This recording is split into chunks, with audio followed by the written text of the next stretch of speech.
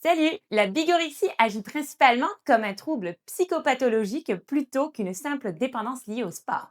En effet, il est démontré qu'il existe des mécanismes neurobiologiques qui impliquent la dopamine et les endorphines, qui stimulent le système de récompense dans vos neurones, puis qui expliquent justement la dépendance au sport. Par contre, la bigorexie est plutôt caractérisée par des pensées obsessionnelles, que son corps n'est pas suffisamment musclé ou mince. Je vous le dis tout de suite, il y a des chercheurs qui proposent de la classer comme étant un trouble alimentaire avec l'anorexie puis la boulimie par exemple. Alors comment qu'on explique ce classement dans une maladie psychopathologique? Il est crucial de distinguer l'addiction primaire au sport, donc qui proviendrait de la dépendance neurobiologique, à l'addiction secondaire où le sport il est utilisé pour atteindre un objectif psychologique de la façon comment qu'on perçoit son propre corps. Des études chez des bodybuilders sont venues confirmer ces mécanismes.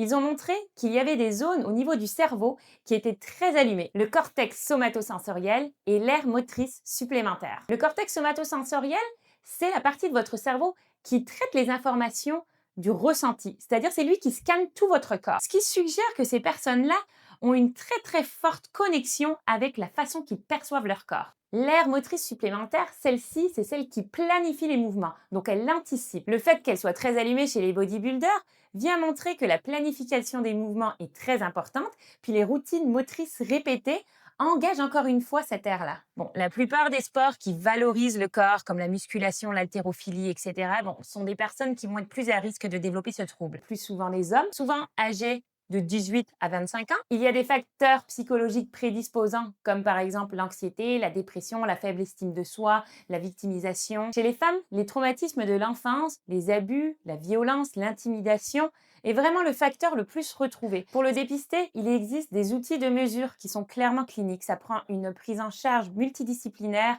avec des psychologues, avec des thérapeutes. Les conséquences peuvent être quand même assez dramatiques. On observe des troubles gastro-intestinaux, des troubles alimentaires, des isolements sociaux, puis ça peut aller jusqu'à la malnutrition malheureusement. Alors je vous suggère de garder les yeux ouverts, faites attention à votre entourage, puis surtout prenez soin de vous.